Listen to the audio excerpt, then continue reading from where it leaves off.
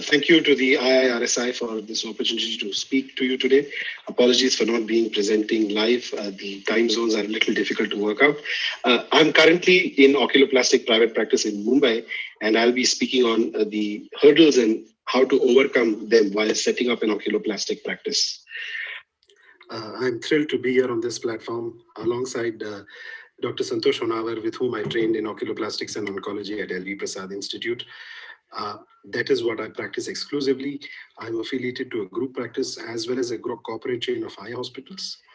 This talk is basically from a lot of personal experience meant for training of ophthalmologists or oculoplastic surgeons who are in fellowship or about to complete their fellowship and are deciding about what to do ahead. So what are the options that you have once you finished your fellowship or SRship in oculoplastics? One is to stay back in the hospital you trained, to join a established practice or a chain as an associate.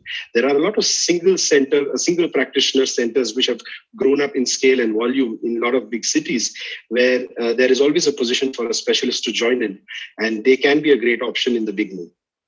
Another option is to build your own solo private practice, to freelance as a visiting oculoplastic surgeon, to join a government organization or a trust or a non-government organization, a non-for-profit hospital, or as to join as a full-time consultant in a corporate hospital or an institute. And now I'll be talking about each of these in a advantages, disadvantage, pros and cons type of pattern, so that you get an idea of both sides of the coin.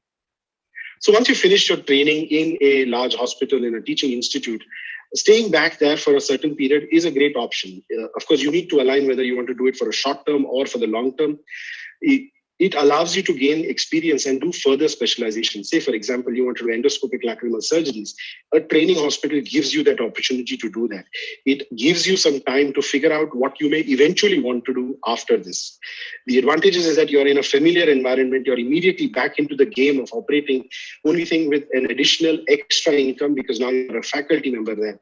And a training hospital always serves as a great platform for you to fulfill all your academic inclinations, conduct studies, present, publish, etc. What about joining a practice or a hospital as an associate? When you've come in just out of training, there's a possibility that you'll be taken in as a junior associate, even though you see only oculoplastics or a subspecialty. There are many advantages. You get to see and learn how a successful practice works. Eventually, when you want to set up a fellowship, a practice of your own, I call this period as a super fellowship because you see exactly what you have to do and what not to do when you set up a practice of your own. When you go into this practice, because it's already well established, the number of patients and the surgeries that you see are more or less assured. There is a good remuneration with a fixed income that comes your way. And you don't have to worry about other things like, maintenance of instruments, staff, quality assurance, etc. These things are taken care of by the hospital. But there are a lot of disadvantages as well. At the end of the day, you're working for someone. You may have targets and your working hours are fixed and sometimes long. Creating your own identity may be difficult because you're one among many there. And at the end of the day, there's always a ceiling to your earnings when you stay as an associate in a previously established practice that belongs to someone else.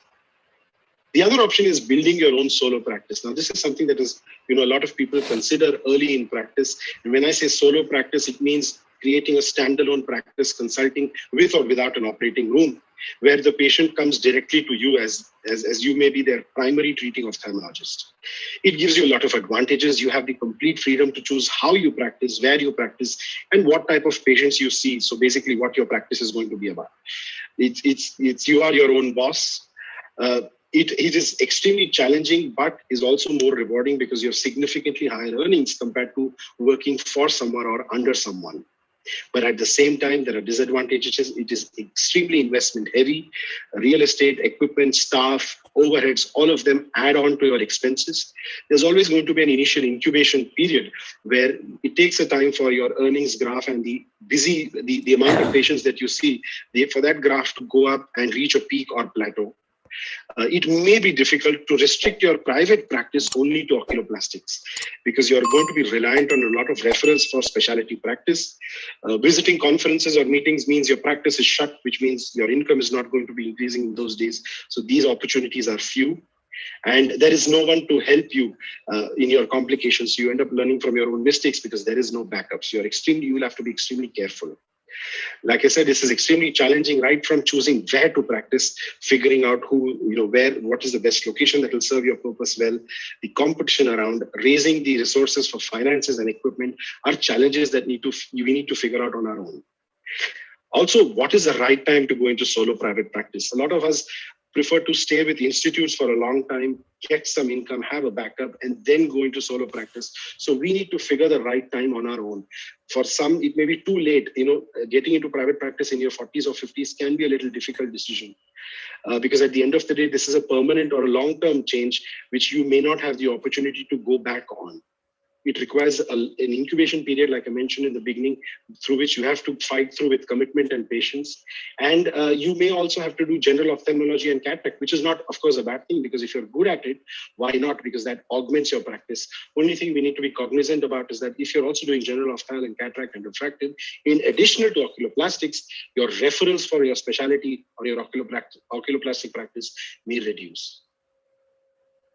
How about freelancing? Freelancing basically means you offer your services as a specialist to different centers. These could be multiple centers in different parts of the city or even different parts of the country where you can visit, say, once a month, once in 2 months. This could be your only source of practice, or it could be in addition to your regular hospital attachment as well. The advantages is that when you go to visit someone else's clinic to operate only for a particular case, building that practice and getting more patients there is not your responsibility. You go there and you start operating from day one. You have the flexibility of choosing when to practice, how to operate, etc., and it can be rewarding. But everybody wants flexibility, the referring doctor, the patient there. So someone's schedule has to give way. And more often than not, it's the person who's freelancing. You don't want to visit too many centers and spread yourself too thin so that you don't have time for yourself. And in these scenarios, you don't always see what you're trained for. I've been called to operate on squint patients, and I had to politely tell the doctor that, squints and oculoplastics are different. Remember, in these places, there was always someone else before you. So now that you go there, once you stop going there, there's going to be someone else who's coming after you. So a freelance surgeon is always replaceable. Following up on patients can be an advantage or a disadvantage, whichever way you see it. And in oculoplastics, oftentimes you have to carry your own instruments, your cautery machine, your consumables, sutures, etc., which over time can take a toll on you. So in freelancing, how do you break into the scene? I call it the ABC of private practice: availability, behavior, and competence. You need to be available because oftentimes you get called on the day that the surgeon wants you to operate. So you need to be available to be, to go and do that. We need to be very, very respectful in our behavior. Oftentimes people from large training institute can have a chip on their shoulder, which can rub people the wrong way. So we need to be very, very cognizant of that. And competence. At the end of the day, if you're able to deliver good results, there is no reason why you won't be called upon again and again to operate. So freelancing is a balancing act. It gives you the flexibility, but remember, you're replaceable. It's not always sustainable everywhere, every time. So you may have to cut down on the places you go to freelance. You really don't have a sense of belonging to the practice or the ownership over patients because you're visiting someone else's center for a temporary period. At the end of the day, good results is what brings good relationships with surgeons and practices. The next option is a government or a trust hospital. I do not recommend this as a long-term attachment for specialists. In the short term, in the beginning of your practice, this can be good. Or later on, in addition to your main practice, this can be a center where you can go and treat unaffording patients. This could be, even out of town where you go on a fixed schedule sometime in a month or once in 2 months, etc. So once you finished your fellowship, you're back, and then you often scratch your head thinking, what now? So first thing you do is take a break. You've just finished a stressful period of training. Take a break, do nothing, and work on your visibility after that. Get a business card or a brochure printed. For us, thankfully, in oculoplastics, it is such a visual branch. You can have pictures of a before and after of ptosis, of an eyelid tumor, of a patient who with thyroid eye disease that you've treated. And these photos speak much more than a large paragraph on what you can do or what you cannot do. And the same thing can go on a website. I believe creating your own website is extremely important because 10, 15 years down the line, patients are going to look for these things online and refer themselves to you rather than coming through a referring ophthalmologist or a referring colleague. Building your online presence, therefore, is very important early in your career itself. Think about meeting local ophthalmologists, because going and meeting local ophthalmologists is extremely key. They are going to be the ones referring patients to you. Go and meet local specialists, local oculoplastic surgeons to figure out how they did their practice. If you need help in a difficult case or some equipment, go ask them. Meet your alumni. If you're trained from an institute, there are chances that there are people from your same specialty, from the same institute, who set up practice in the same city. Figure out what they did, what was their story, and how you can learn from their mistakes. Go and meet the local ophthalmologist again, because recall is important to let them know that you're available, and you don't need to be dissuaded by things that they may say. 10 years ago, I was told that you can never practice only oculoplastics in a city like Mumbai. And go again and meet them, because that's the only way they'll remember you when they have a case that requires your help. Participate in local meets in your city, in your state. Speak to the scientific committee coordinator, volunteer to present, because the guys whom you met 3 times earlier will be the people who will see you present, and that will ring a bell for them. Even if you're not presenting, attend them so that you can network at these places. National and international meets can wait for later on. Fees. Now, this is something that we should all have been taught during medical college and in fellowship training, but we are not. Things that we need to be very clear and upfront about is how much we charge per patient and how much you would charge as a surgeon. Be honest, be clear and transparent about this wherever and whenever you go to operate. Do not undersell yourself. You're killing yourself. And if you are honest and clear about these things, this will be the foundation for long-term associations, because everybody likes transparency. If you don't know how much to charge or what is the right amount, speak to colleagues, speak to other oculoplastic surgeons in the city or in the country to figure out what you need to do. Be ethical when you start out. Don't operate when you don't want to or you're unsure about just because someone wants you to do a case, because your best advertisement is going to be a happy patient, and conversely, an unsatisfied patient is your worst nightmare.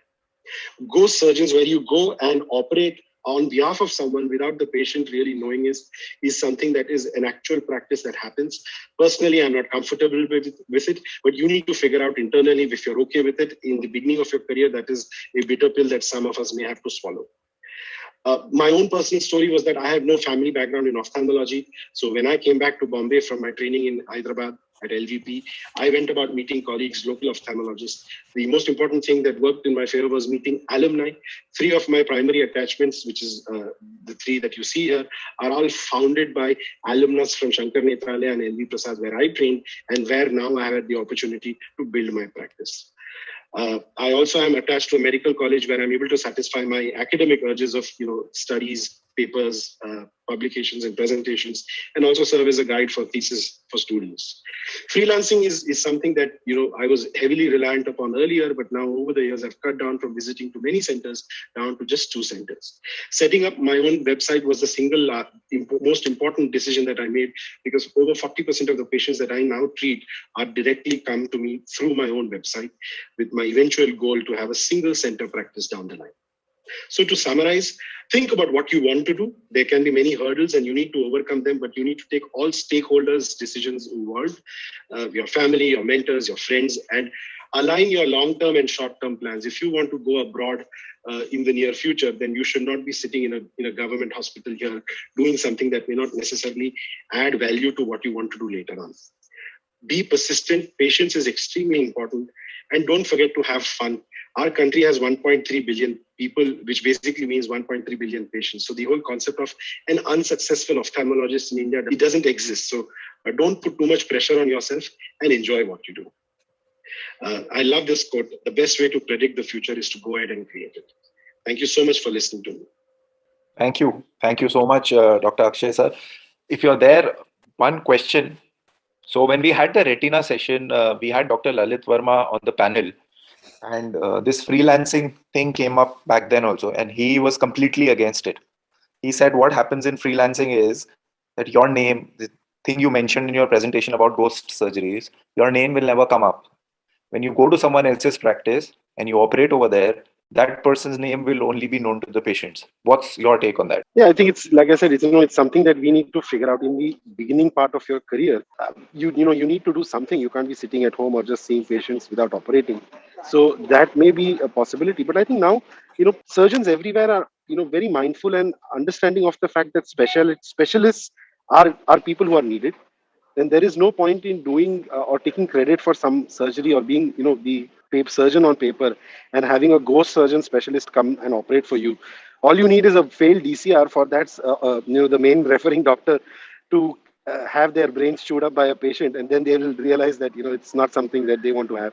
So I think this used to happen earlier, but it's changing, and people are very, very respectful of the skill sets that you bring, whether it's a retina surgeon, a squint surgeon, or a oculoplastic surgeon, and that is changing. So I would feel that it is not as much as a problem as it used to be. I'd like to hear Dr. Santosh's thoughts on that, because he's trained at a government hospital, gone abroad, been in an institute, and now set up, being a part of a chain of hospitals. So he's had slices of every pie. I don't think ghost surgery is no longer a problem. I don't think it's a problem at all, because I think every surgeon who operates in other setups now, at least oculoplasty, as far as I know, are recognized. In fact, they insist that they see the patient preoperatively and postoperatively, without which I don't think you should be doing any surgery. Maybe exception being cataract, even that is not an exception, honestly. But oculoplasty, preoperative evaluation is mandatory. So I don't think ghost surgeries are happening in oculoplasty, not to my knowledge at least. There are a few ghost cataract surgeons also, by the way, Rohan. Yeah. And that's part of the norm of the industry. There are also a lot of ghost patients who come and haunt us when the surgery hasn't gone as well as it should have. But yeah, I think, I agree with sir. I don't remember in the past 9 years since I've started practice, bearing a couple of cases way back in the beginning of my practice that I've been asked to do ghost surgery. So I agree with sir that it's difficult, because you have to evaluate the ptosis, you have to evaluate proptosis before you go in and put a knife on the patient. I think another thing that we could probably focus on more, and something we can learn from Dr. Akshay, is definitely how he documents his cases for social media. So when I started out with definitely one of the big names in oculoplasty, I was wondering, how do I create my niche, or how do people get to know me? So I went through Dr. Akshay's website and of course his Instagram page and Facebook page and everything. And I sort of have emulated him in some way in setting up my own page, and the way I go about things, the way he watermarks things, and he's quite thorough with his social media. So being young people and the youthful people who are coming into practice these days, there's a lot to learn from him, and if we start off early, I think it'll be very advantageous for us. I just saw the website, sir. It's actually very, very nice. It's inspiring us to make a website for our own self and have it in such a way. It's really nice. I think every doctor should, because I don't think any in large cities and urban centers, every patient who is going to get operated almost always Googles their doctor's name once. So if there is some reference or some standpoint available for patients to see who is this person, what have they done, has he operated cases like mine, and what is the before and after, that convinces them up to a large extent, and then they know, okay, this guy knows what he's doing. And in spite of that, of course, you always have patients who will come and ask, how many such surgeries have you done, or where did you train from, and all of this. And you have, I think all of that is part of the game, but a website definitely helps. It answers at least half the questions that the patient may otherwise ask you in the clinic, and reduces your chair time. And what about sir, practicing at multiple centers, like in Mumbai, of course, practicing at multiple centers. So how do you go about dividing it? Do you divide it day wise, or do you go to all centers every day? For someone one dynamic, I mean, how what is the correct way to go about it? Yeah, so I have now, of course, it has ended up being very lucky for me, because initially I used to go to different days at different centers. Apologies for the announcement. I may be a little my voice may be drowned over. So different centers on different days. Do not spread yourself too thin. Don't, I made it a point not to go to more than 2 hospitals on the same day. Of course, over the past 10 years, what has worked for me is now all 3 hospitals have been taken over by the same group of hospitals. So now I have good patient portability. I can actually call one patient to another center without worrying about, having one hospital's patient in the other. But yeah, the compartmentalized patients, compartmentalized centers, patients are going to be smart. They go find out, they may even call up the hospital and find out their charges, and probably go to a place where even marginally lower charges are. So these things are all, you take it with a pinch of salt. But yeah, from your personal aspect, try not to, burn yourself out too early. Burnout is a real thing. It happens, and we need to be cognizant of that. Every Saturday or Sunday is not a CME or a conference day. It's okay to take time off over a weekend and do nothing and sit at home with family. The bit about Akshay is that he has clones. He is present at multiple centers at the same time. I should tell my wife that I have multiple clones of